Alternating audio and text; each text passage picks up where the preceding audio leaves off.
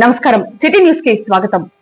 సుపరిపాలనలో తొలి అడుగు ఇంటింటికి ప్రచారం కార్యక్రమం వినుకొండ మండలంలోని చిగడిగలపాలెం గ్రామంలో నిర్వహించగా ప్రభుత్వ చీఫ్ జీవి ముఖ్య అతిథిగా హాజరై పర్యటించారు. ఈ సందర్భంగా ఇంటింటికి తిరుగుతూ కూటమి ప్రభుత్వం అధికారంలోకి వచ్చిన ఏడాది కాలంలో చేసిన అభివృద్ధి సంక్షేమ కార్యక్రమాలను ప్రజలకు వివరించారు.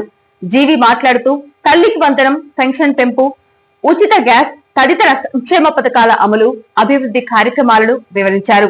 ప్రశ్నించిన వారిపై తప్పుడు కేసులు పెట్టడం, ఎదిరించిన వారిని హత్యలు చేయటం ఇలా దుర్మార్గపు పాలన సాగించారని, అందుకు 151 స్థానాల నుంచి 11 సీట్లకు పరిమితం చేసి దుర్మార్గపు పాలనకు చరమగీతం పాడి రాష్ట్రంలో సుపరిపాలనకు నాంది పలికారన్నారు.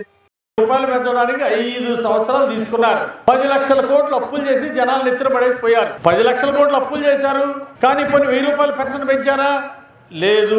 బీసీలకి ఎస్సీలకి ఏమైనా సబ్సిడీ రుణాలు ఇచ్చారా? లేదు.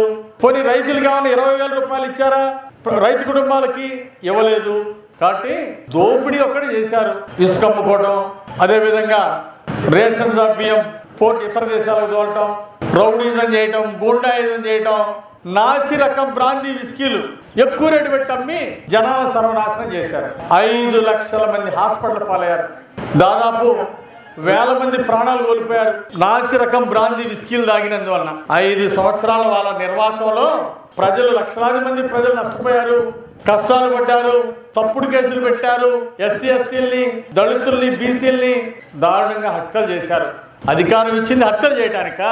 తప్పుడు కేసులు పెట్టడానికా?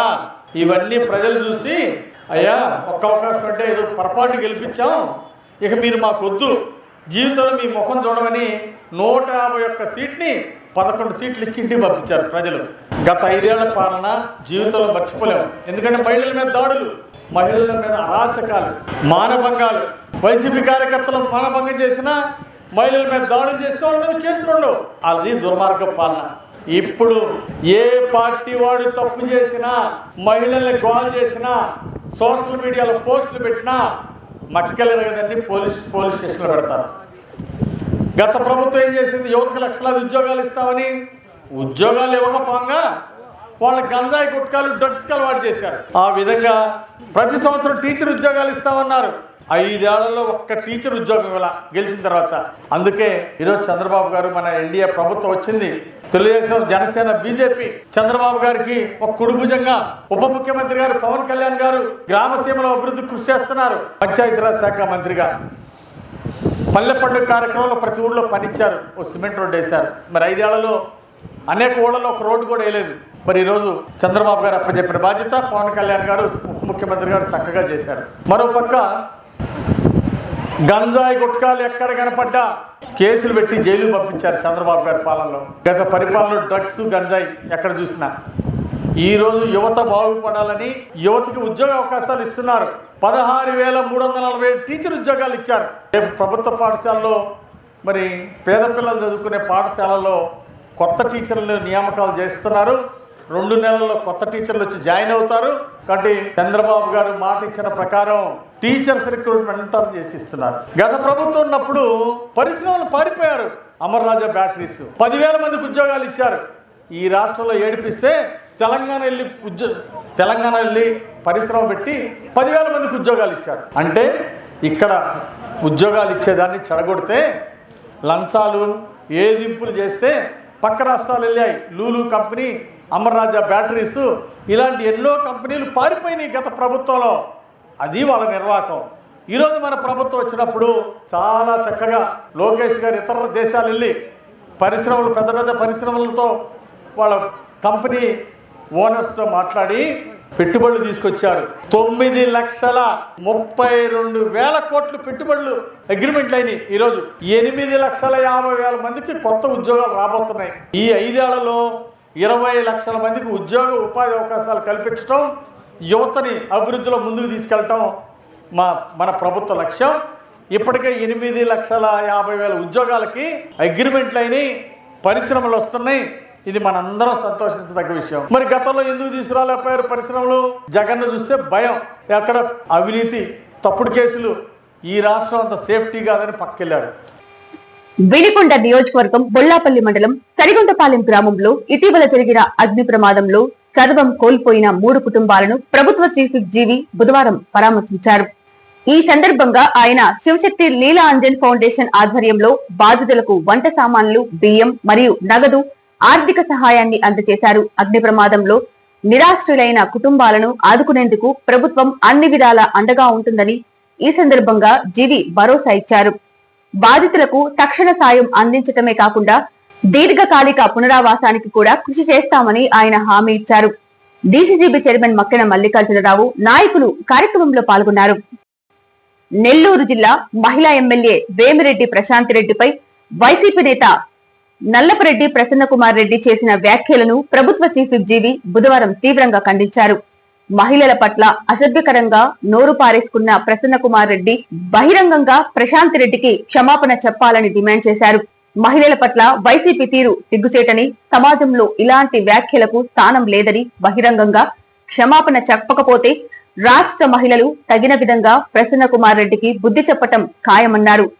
మహిళలను అగౌరవపరుస్తూ కించపరిచే విధంగా అనుచిత వ్యాఖ్యలు చేసిన ప్రసన్న కుమార్ రెడ్డిపై చర్యలు తప్పనిసరి అని హెచ్చరించారు. నెల్లూరు జిల్లాలో ఈ ప్రసన్న కుమార్ రెడ్డి అనే పనికిమాలిన వెధవ ఈ చెల్లెల వరుస అయినటువంటి ప్రశాంత్ రెడ్డిని అతి దుర్మార్గంగా మాట్లాడాడు. ఒక మహిళ అనేది లేకుండా ఒక శాసనసభ్యురాలని కూడా చూడకుండా అది కిరాతకంగా విమర్శించడం, మహిళలే సిగ్గుపడే విధంగా మాట్లాడటం చాలా దుర్మార్గం. దీన్ని తీవ్రంగా ఖండిస్తున్నా. ప్రతి మహిళలు చెప్పు తీసుకొని కొట్టేదానికి ఈరోజు సిద్ధంగా ఉన్నారు. కాబట్టి ప్రసన్న కుమార్ రెడ్డి బుద్ధి మార్చుకోవాలా. లేడీస్ని ఎక్కడైనా అగౌరవంగా మాట్లాడితే మీకు చెప్పు దెబ్బలు కొట్టడానికి మహిళలందరూ సిద్ధంగా ఉన్నారు. నోరు అదుపులో పెట్టుకో, ఒళ్ళు దగ్గర పెట్టుకో. ఆ లేడీస్ని ఎక్కడైనా మహిళలను అవమానపరిస్తే మిమ్మల్ని రాష్ట్రం నుండి తరివేసే రోజులు కూడా దగ్గరలో ఉన్నాయని ప్రసన్న కుమార్ రెడ్డికి హెచ్చరిక చేస్తా ఉన్నాం. ప్రశాంత్ రెడ్డికి క్షమాపణ చెప్పాలని డిమాండ్ చేస్తున్నాం.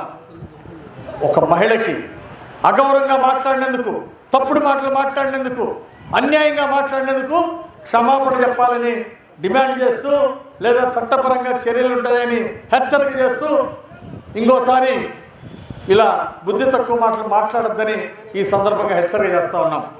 అలాగే ఈరోజు మన ప్రభుత్వం వచ్చినాక చేసిన మంచి పనులు, మరి దివ్యాంగులకు 3000 పెన్షన్ 6000 చేసాం, గ్యాస్ సిలిండర్లు 3 ఇస్తున్నాం, సంవత్సరానికి 3 సిలిండర్లు, ఇట్లా 5 సంవత్సరాలు మీకు ఇస్తారు. గత ప్రభుత్వం ఎప్పుడైనా గ్యాస్ సిలిండర్. విజయవాడ రాష్ట్ర కార్యాలయంలో బీజేపీ రాష్ట్ర అధ్యక్షులుగా పివిఎన్ మాధవ్ బాధ్యతలు స్వీకరించిన సందర్భంగా పల్నాడు జిల్లా అధ్యక్షులు శశికుమార్, ఇన్ఛార్జి కె శ్రీనివాస్ యాదవ్ తో కలిసి వారిని సత్కరించి శుభాకాంక్ష తెలిపిన తుమ్మపల్లి కళాక్షేత్రం నుండి జరిగిన భారీ ర్యాలీలో బీజేపీ సీనియర్ నాయకులు, మాజీ మార్కెట్ యార్డ్ చైర్మన్ కట్టా సుబ్బారావు, శివాజీ వెంకయ్య నాయుడు, ఈ కార్యక్రమంలో ముఖ్య అతిథులుగా వైద్య ఆరోగ్య శాఖ మంత్రి సత్యకుమార్ యాదవ్, రాజమహేంద్రవరం ఎంపీ బీజేపీ మాజీ అధ్యక్షురాలు శ్రీమతి దగ్గుపాటి పురంధేశ్వరి, బీజేపీ జాతీయ కార్యవర్గ సభ్యులు ఎమ్మెల్సీ సోము వీర్రాజు, బీజేపీ ఎమ్మెల్యేలు, బీజేపీ జాతీయ కార్యవర్గ సభ్యులు, నాయకులు, కార్యకర్తలు పాల్గొన్నారు.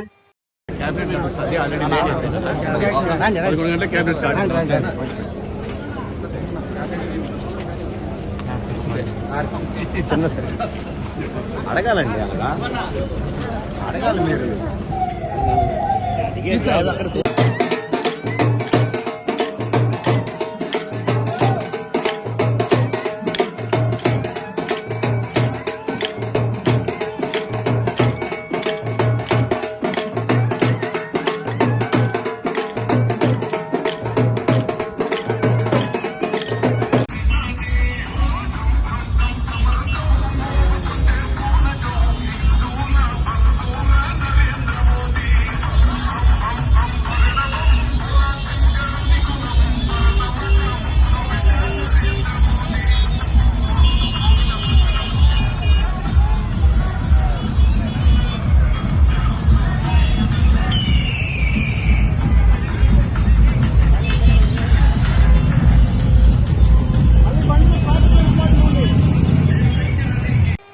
సిటీ న్యూస్ ఇంతటితో సమాప్తం. తిరిగి రేపటి సిటీ న్యూస్ లో మళ్ళీ కలుద్దాం. అంతవరకు సెలవు. నమస్కారం.